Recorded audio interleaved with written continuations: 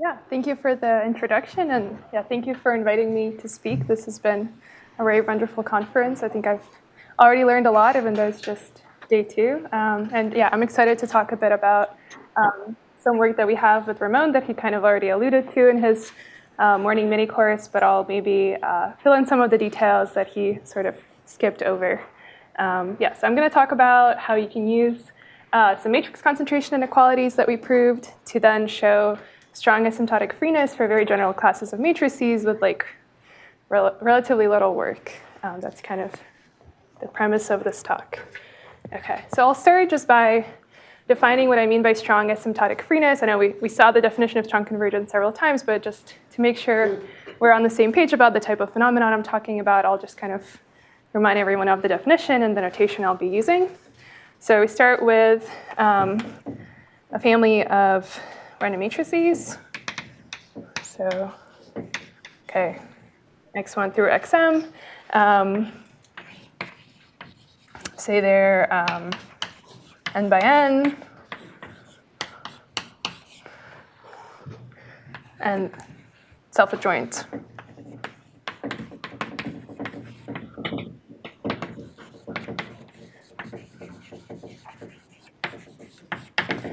And we also will have a free semicircular family, which also has been mentioned. Yeah, I won't define it precisely, but it's kind of, yeah, the free analog of the Gaussian random variable if you don't know what it is.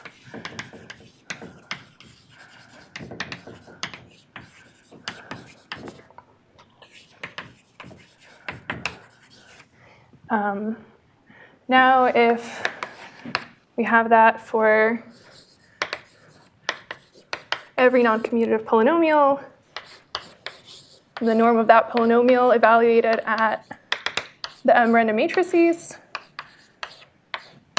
converges to the norm of the same polynomial evaluated at the semicircular elements. And let's say this is convergence in probability, to kind of be consistent with Ramon's notation from this morning. So yeah, so this holds for all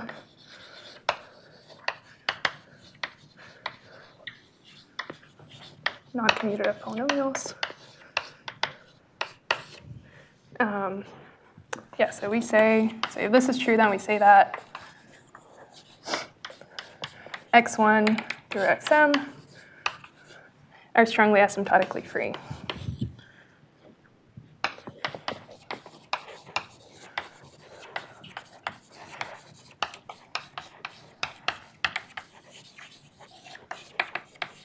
And one sort of famous example of this, or kind of the first example of this, again, was already mentioned earlier today, is when these random matrices are GUEs, and this was shown by Haagerup, Thorbjornsen in 2005. That was the first instance of this phenomenon.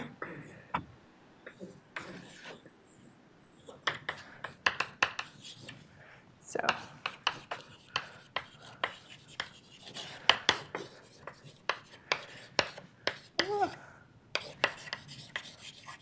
Okay, that almost fit. Okay, so I'll first kind of state the result informally, and then as we go on, I'll add more details. Okay. So our result is sort of the following. So as I mentioned, we'll show strong asymptotic freeness for very general families of random matrices.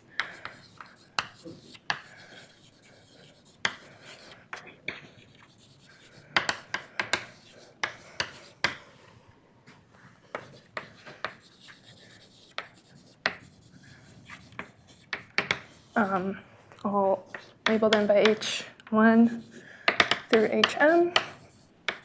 And they kind of have the following form. So they can be, informally, sort of, they can be written as sums of independent random matrices. That's basically the general sort of structural constraint or condition. So again, to be precise, we have this ZK0, which is a deterministic matrix, and this is kind of going to be our mean. And then the rest of the matrices are, some zki, where now these are going to be random, and we're going to assume that their mean 0. So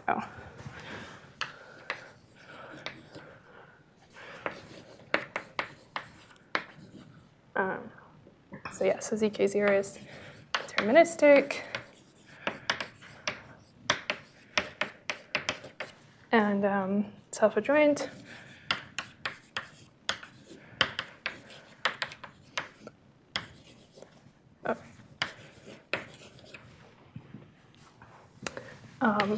And the rest of the matrices are just some independent random matrices with mean 0.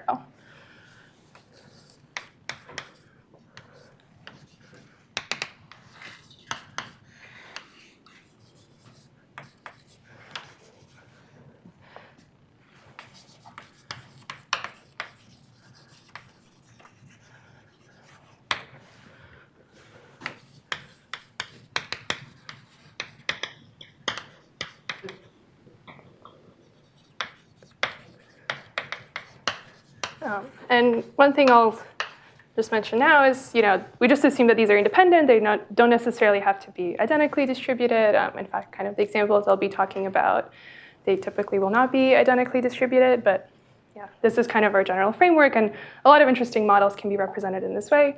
And I'll mention some examples as we kind of go on. OK. So the overall idea of our proof, which again I'll kind of sketch in more detail, but is we will see this kind of strong convergence phenomenon for these very general matrices. Again, there will be some additional conditions imposed on them, but it's some objects that look like this. And the strong convergence will be a consequence of some matrix concentration equalities, as I already mentioned, and also the linearization trick, which I think has been mentioned in almost, or maybe not every talk, but it has been mentioned quite a bit. And actually has not yet been, I think, written explicitly on the board what it's referring to. So I will write it down for people who haven't seen it. So hopefully that'll be nice for people who are new to this.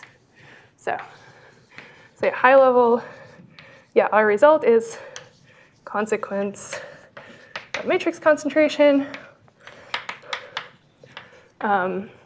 Which is kind of a concentration inequality that applies to matrices of this form. And the linearization trick. That was there are many different forms of it now, but the one that I will be using is the one from this Haagerup Thorbjornsen paper. OK. All right, so now let me start making things a little bit more precise. And in order to do that, I will need to introduce some parameters of this random matrix that will kind of control the rate. That kind of will be important for actually establishing that there's strong convergence, because of course not every matrix that can be written like this will exhibit this phenomenon. So we need some parameters to kind of be able to state our result. So let me do that. Can the zki depend on one another for different values of k? Or is it just for each fixed k are the mn matrices in you can probably have mn change with k, but yeah. I was asking, for different values of k, can the matrices depend on one another? So can zk1? Sorry. No, they have to be independent. Yeah. So for the idea is that like matrices that we're summing over here are independent. Okay. Yeah, that's important. Asking whether for different n they have to be independent? No, different k. Different k. I see. Like across the HKs. I think for our result we assume that they're independent. Yeah. Yeah, I think you do need them to be independent. Maybe not like inherently, but based on things that I'm going to say, you're going to need independence to apply our results. I mean, if you want freeness at the end, then presumably you need that, right? Because otherwise they could be the same. Yeah, I mean, presumably if you allow some small amount of dependence, like things might still be true. It's just I don't know how to show that. But yeah, for the purposes of this talk, all the things, all the ZKs are independent. Yeah, that's good point.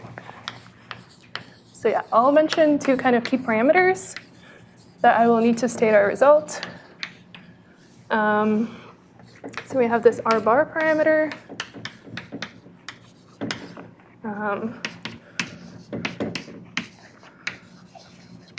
Which is the expected the second moment basically of the the largest norm of the ZKs.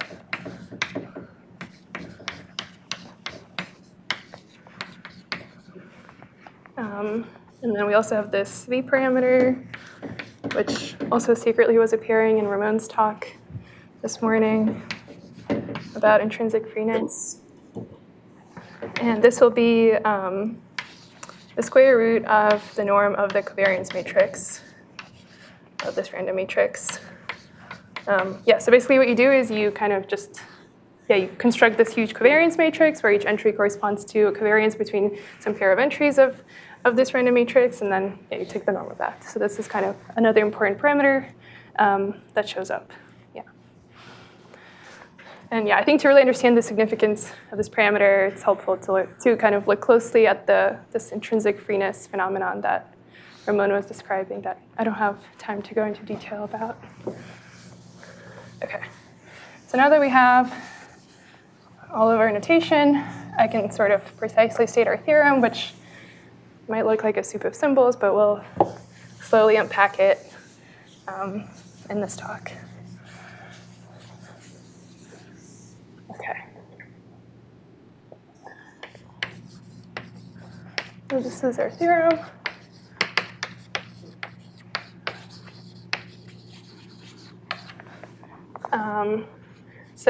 So suppose we have a collection of these HKs that now satisfy the following conditions.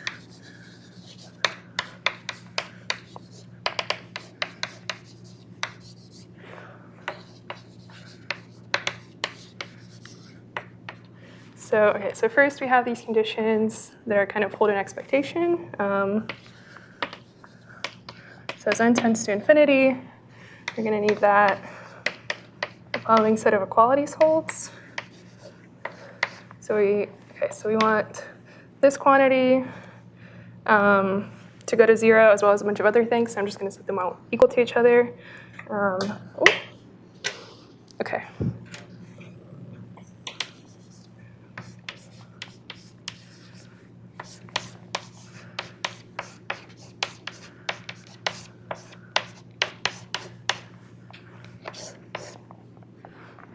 And this I just represents the identity matrix, just.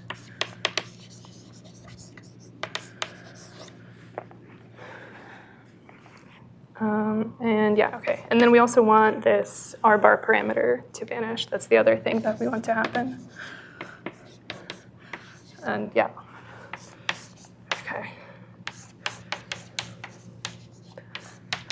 Okay, so that's the first set of conditions that we want satisfied. We also want this V to vanish.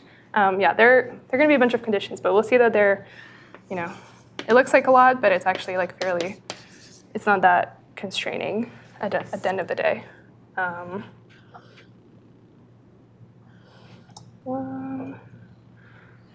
I think I missed a piece of notation that these are dn by dn with dn. At least n. Okay.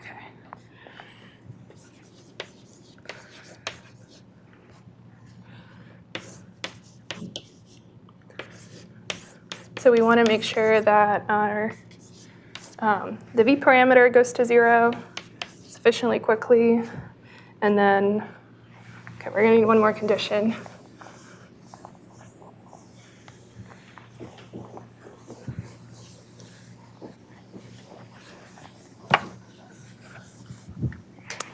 And the last condition is that we're going to want the norms of the ZKIs to kind of also vanish quickly, in addition to the R bar going to 0.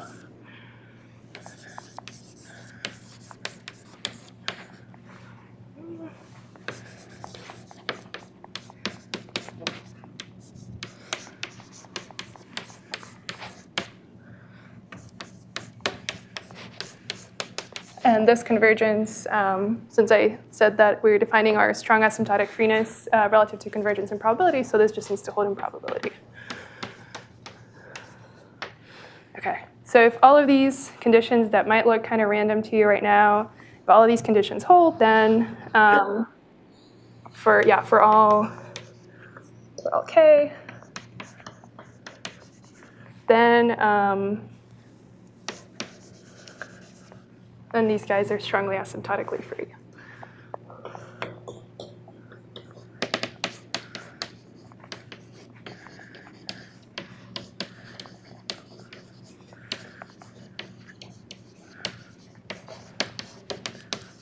Okay, so let's now unpack what's going on in this theorem statement, because again, it's a lot of maybe strange-looking conditions. Excuse me, can you specify the limit to be any calculus? Yeah, so right now, the strong asymptotic freeness that I'm referring to is precisely this convergence to like free semicircular elements. Sorry, I'm missing something. Shouldn't there be some condition that these HKNs or whatever they are, or sorry, ZKN, and ZKN1s have expectation 0? Yeah, so this is this condition. Yeah, that's. Oh, okay. Oh, okay. Yeah, so we just require that asymptotically, the mean is 0, entries are sort of decorrelated, and we have this condition on R bar. Yeah, it's sort of built into that. Yeah, that's a good point. Yeah, so I guess the intuition here that I have here to maybe make sense of some of these conditions is that for this strong asymptotic freeness to hold, we want there to be a sort of central limit theorem type of behavior where each of these zki's is kind of small, and so each hk is a sum of a bunch of independent random variables that maybe they're not identical, but they each kind of contribute in a small way to the overall sum, and then you end up with this kind of limiting, instead of limiting Gaussian behavior, you have this limiting semicircular behavior, because that's kind of the free analog of like the Gaussian distribution. In a sense that they sort of play the same role that the Gaussian plays in the central limit theorem in the non-commutative setting. So that's kind of, very vague and formal intuition. And if you take a look at some of these conditions that I gave, basically for instance, this condition and then this condition, they're all kind of requiring that the zki's are sort of small in a certain sense.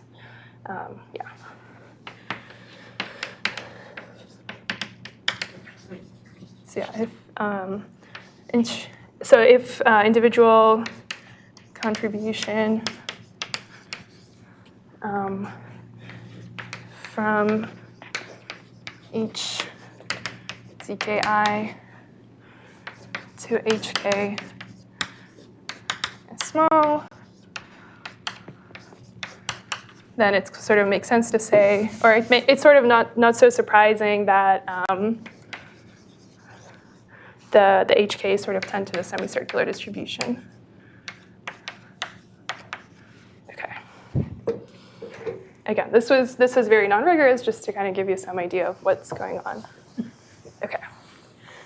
Now let me talk about an example that maybe gives a cleaner version of this theorem that might also make a little bit more sense, kind of give you a sense of also how sort of easy it is to satisfy all of these conditions. Okay. So the example that I want to talk about is Sparse Wigner matrices.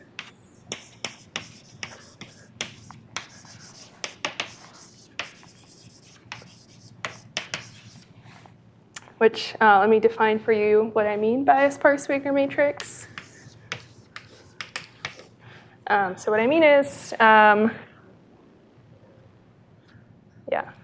So suppose you have a collection of IID random variables.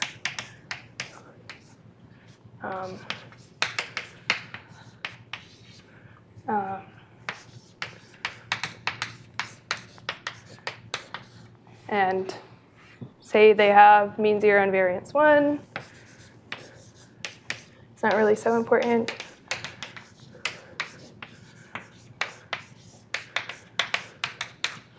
Okay. And yeah, we'll specify the sparsity part of these matrices using a graph adjacency. So yeah, just to be really careful, let me define that. So okay, here we have a graph on n vertices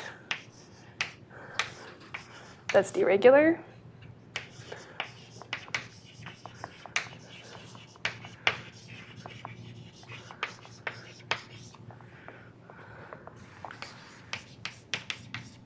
Then we say that we have a G eta, where eta is just referring to this collection of random variables. So we have this tuple defines a sparse Wigner matrix.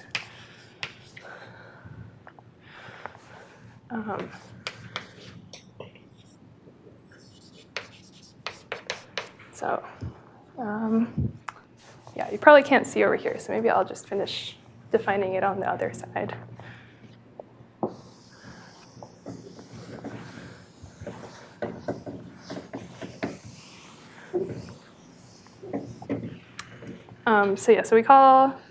So this is going to be a n by n random matrix.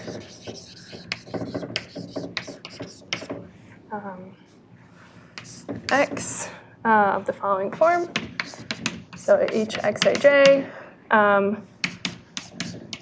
we either set it to one of these eta ij's if ij is in the edge set of the graph, and then we just set it to 0 otherwise. That's how we set up our sparsity pattern.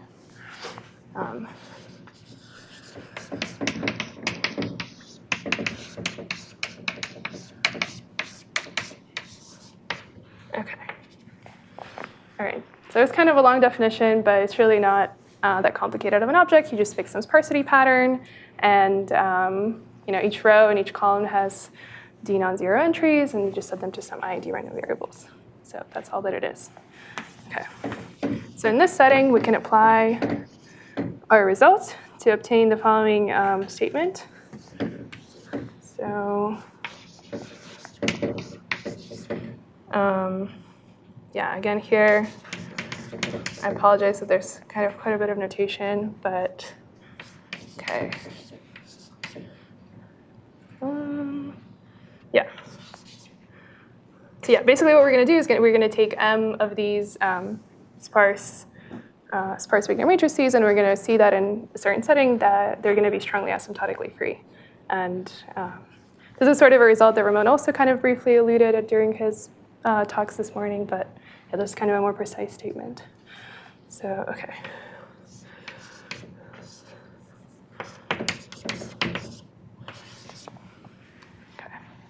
And again, we have some collection of id random variables with the same conditions as before, so mean 0,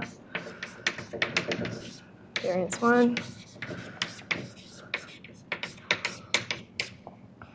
And we're going to assume that they have some finite moment p. So that's going to play a role in the statement of the corollary.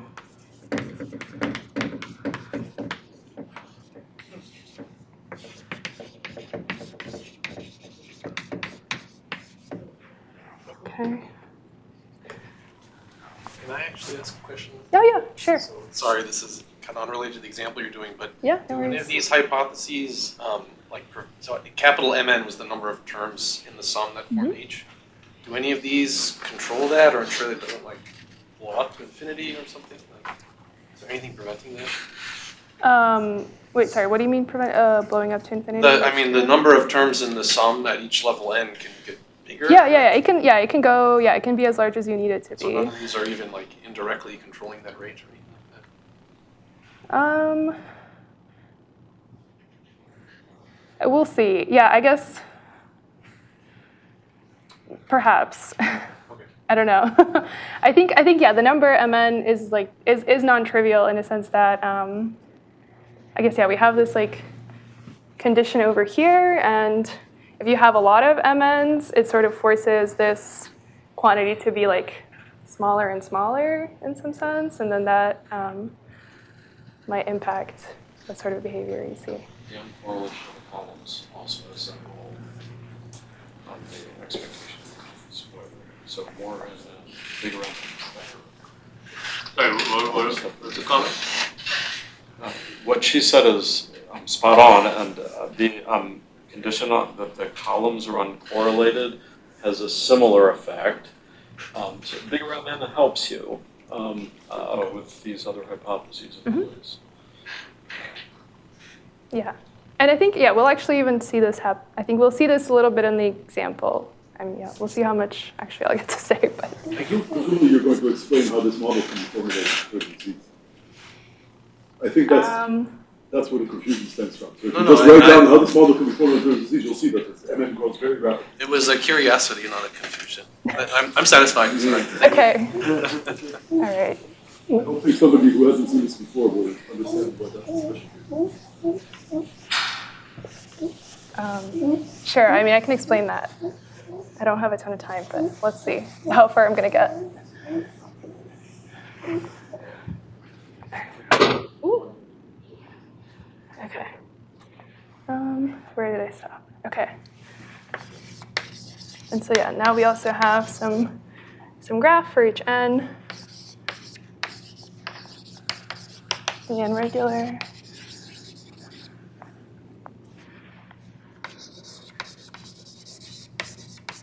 So it has some, little n, some big N vertices. Okay. And then we're going to let each HR, or whatever HK, be, so it's going to be a Sparse Wigner matrix, but yeah, so with the same base graph, and then we just take, to make sure that the HKs themselves are independent, we're just going to basically take disjoint subsets of this collection of random variables.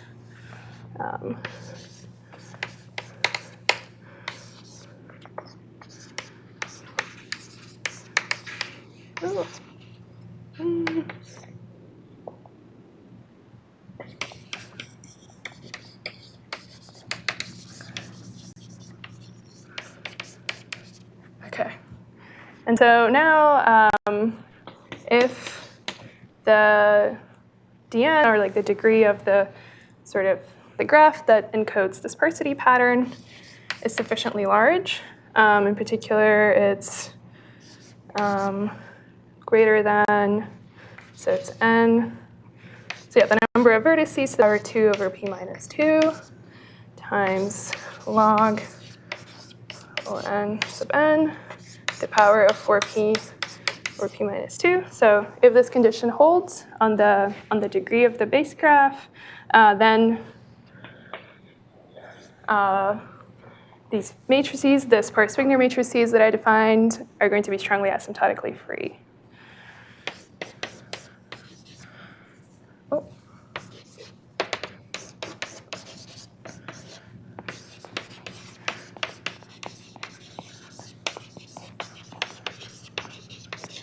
And yeah, I guess maybe to address Ramon's point about how do you actually represent one of these random matrices as kind of a sum of independent matrices.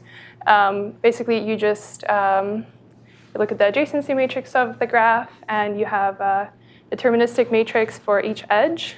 So you have a matrix that's has 2 non-zero entries corresponding to like the edge ij, and so ji, and then you just multiply that by the corresponding random variable. So it's just a sum of these like really, really sparse independent random matrices that have this kind of very simple form where it's just like this deterministic matrix times a random variable. And that's, oh yeah, is there a question? Translate into, so if you take the simplest thing where p can be infinity and you take n sub n to be n or something like this, then what you're saying is that the sparsity is on the order of log n, right? Exactly, yeah. Yeah, so we only need, like logarithmic, only like log n, polylog many like random bits to achieve strong asymptotic freeness. Exactly, okay. Sorry, there's no assumption on the graph? No, we just assume, we just need to assume that the degree is large, that's all. But yeah, this is kind of perhaps motivating the question I haphazardly suggested for one of the working groups where, yeah, like if maybe you can think about it more carefully, kind of how do you pick the graph? How much sparsity do you really need for this? Yeah. Yeah, it's a DN regular graph, yeah.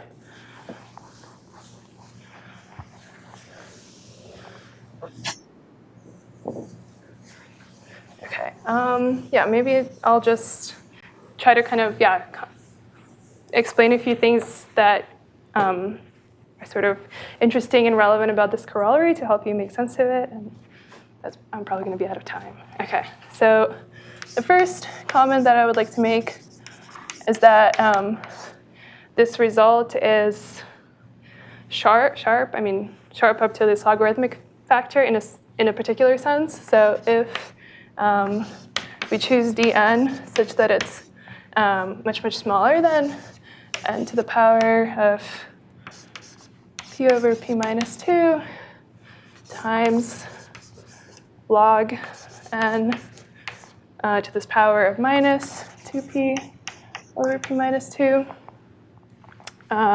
then we can choose a distribution for the entries of this Sparse Wigner matrix. Exponents don't match. Right? Exponents don't match? There's a p and there's a q. Oh. Okay. On the important term. On the important term. Oh yeah, I think I just wrote it down wrong. Yeah, I think that's a 2. Yeah, sorry. Yeah, that should be a 2. Yeah, that's a good catch. Yeah, I wrote it down incorrectly in my notes. Yeah, so then if now the degree of the base graph is small relative to this n to the power of 2 over p minus 2, then there exists a choice of eta such that the conclusion doesn't hold. And in particular, what happens is that it's actually related to the earlier question of Mn. Basically, because when the graph is sparse, you don't have that many summons. And so you are allowed to have fairly heavy-tailed entries. And because those entries, and because of that, they will actually force the norm of just a single one of these to diverge. So not only it will not be 2, it will be blowing up to infinity. So that's kind of, that's the significance of the Mn. And that's kind of how you can see that this corollary is sharp in a particular sense. I mean, yeah, I think there's a lot not known about what's happening here, but in some sense it's sharp. Okay.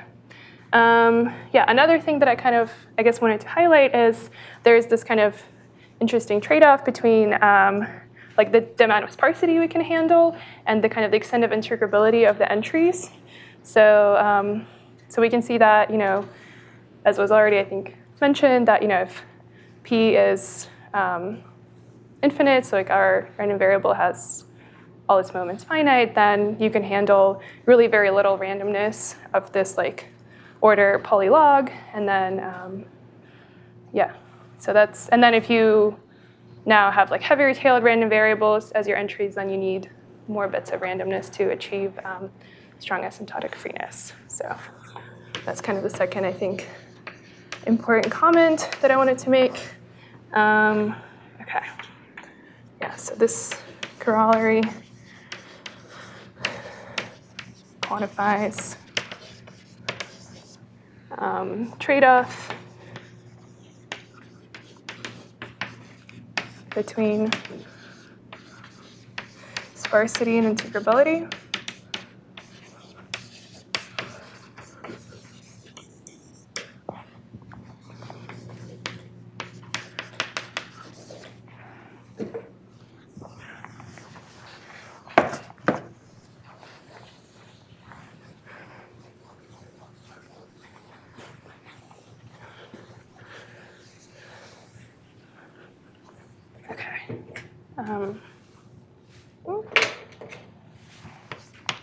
So the first kind of observation, is when you have, say, entries that are uniformly bounded, it'll have finite moments.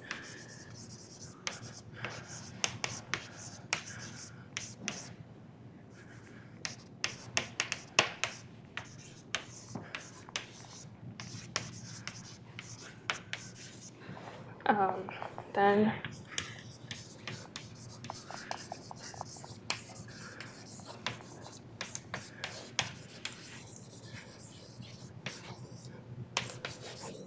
so this holds for when the degree of the base graph is bigger than log n, so the number of vertices to the fourth.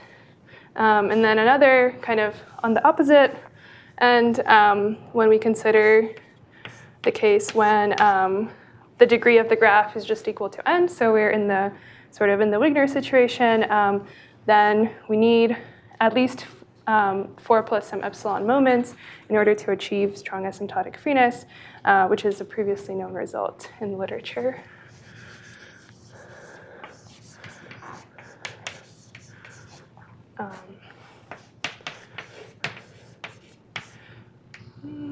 So yeah, so for p equal to 4 plus epsilon, for any epsilon greater than 0, we recover strong asymptotic freeness of Wigner matrices.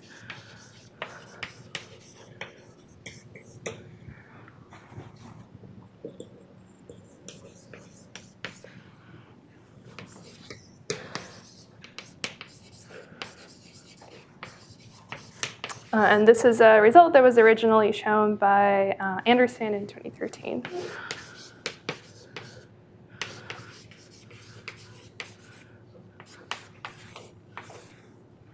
Okay.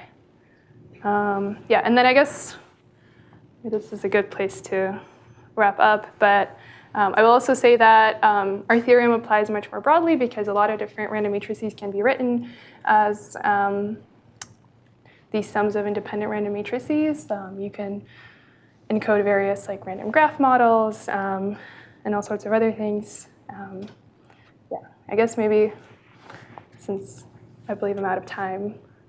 Or We can have a couple of minutes. We started a couple of minutes. Okay. All right, maybe if I have a couple minutes, yeah, I don't really have time to go through too much detail of the proof, but maybe I'll just write down the linearization trick since it's been mentioned and hasn't actually been written down. I think maybe I can do that in the remaining few minutes. And yeah, if you want to know more about how this is proven and what matrix concentration has to do with this, I'm happy to talk about that after.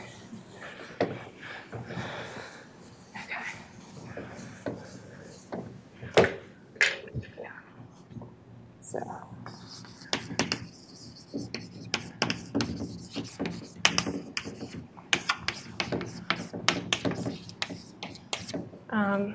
yeah, so the result that I was going to mention is the following. So let H1 through HM once again be any, now this is just any self-adjoint random matrices.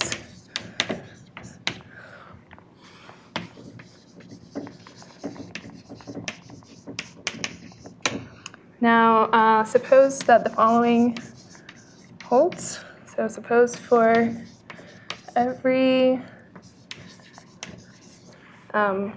constant time and a collection of deterministic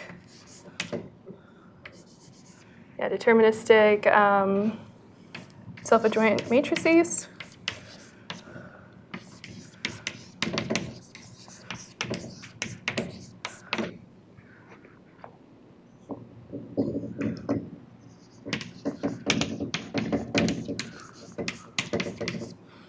So if the following sort of, this is the linearization part, if the following statement holds, it'll imply not exactly strong asymptotic freeness, but it'll imply like an important piece of it. So if the spectrum of, so A0 tensored with an identity plus now all these AKs tensored with our random matrices. So the spectrum of this matrix holds, or is contained inside or almost contained inside of the spectrum of, again, A0 tensored with identity plus, now all of these matrices tensored with semicircular elements.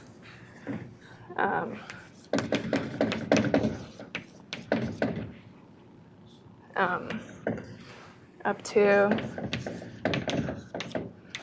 some small perturbation of minus epsilon to epsilon. So if this statement, if this containment holds for all epsilon, eventually, almost surely, then we have a statement about all non-commutative polynomials. So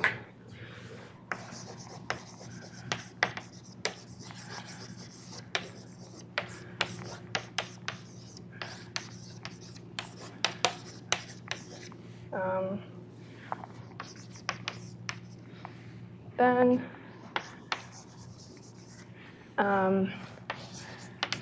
so we have the following upper bound. So the lim sup of the norm of any non-commutative polynomial evaluated at these random matrices will be bounded above by the norm of that same non-commutative polynomial evaluated at the semicircular elements.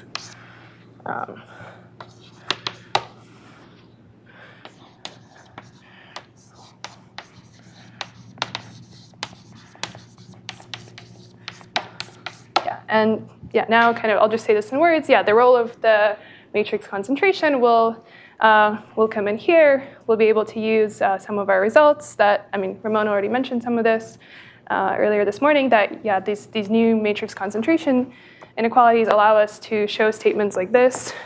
And then yeah, the linearization trick immediately allows us to prove, well, one half of this strong convergence. But the other side is sort of similar. Yeah, so I think I'll stop here. Thank you for your attention.